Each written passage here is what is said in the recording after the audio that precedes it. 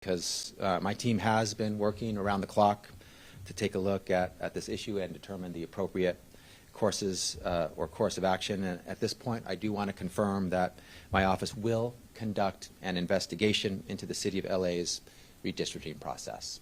So I'm sharing that for the first time. We've been working around the clock to do our initial and preliminary review, and now we are officially going to be conducting an investigation into the redistricting process that you mentioned.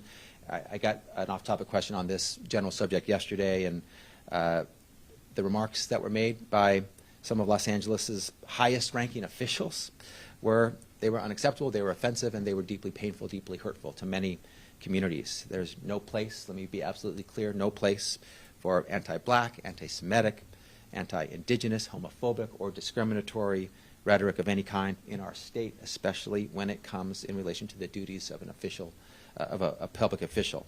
And the redistricting process that you mentioned it's foundational for our democracy and for the ability of our communities to make their voices heard. And it must be above reproach. And given these unique circumstances, my office is going to investigate, we're going to gather the facts, we're going to work to determine the truth and take action as necessary to ensure the fair application of our laws, and we'll endeavor to bring the truth to light. And it's clear an investigation is sorely needed to help restore confidence in the redistricting process for the people of LA. And then you had a sort of a policy question at the end. Sure, because look, it's one thing to say we need to look into it. The question is there any criminality involved in how these particular redistricting plans went forward? We're going to go wherever the facts in the law take us. It could lead to criminality if that's what the facts in the law dictate. There's certainly the potential for civil liability based on civil rights and voting rights laws here in the state of California.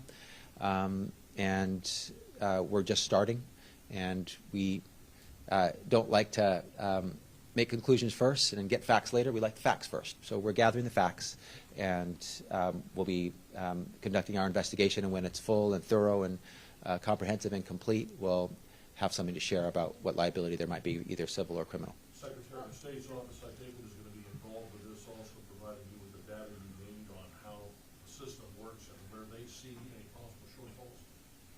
We'll work with what other partners we need to work with. This one was a local redistricting effort, as you know, and different than the independent redistricting commission that we have at the state level. And the state Secretary of State could well have some valuable information that can inform and shed light on our investigation, and if needed and as needed, we'll certainly reach out for that information if it helps with the investigation.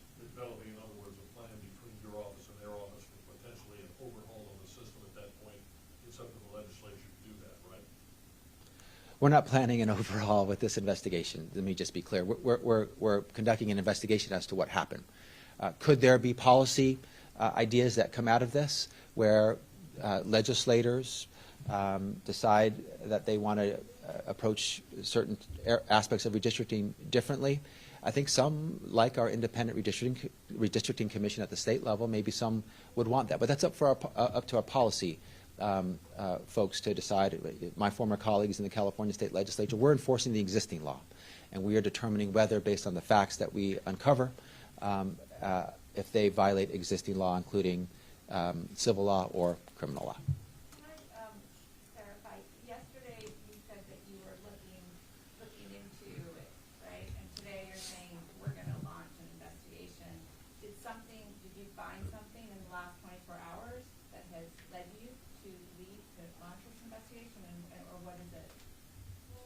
Any investigation is based on two things: facts and law.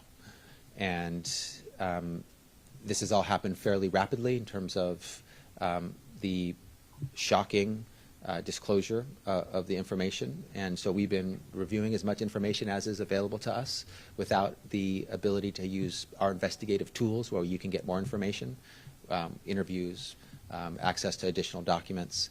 And we've been reviewing the law as it applies to the facts as we know them, to determine whether we feel we have a good faith basis to launch an investigation. And after conducting that process and completing that process, which was not complete yesterday but is now complete, we believe we have a basis, a good faith basis for an investigation, and we're launching that investigation. And you said you'll look at the redistricting process, so that is last year's, obviously what happened last year was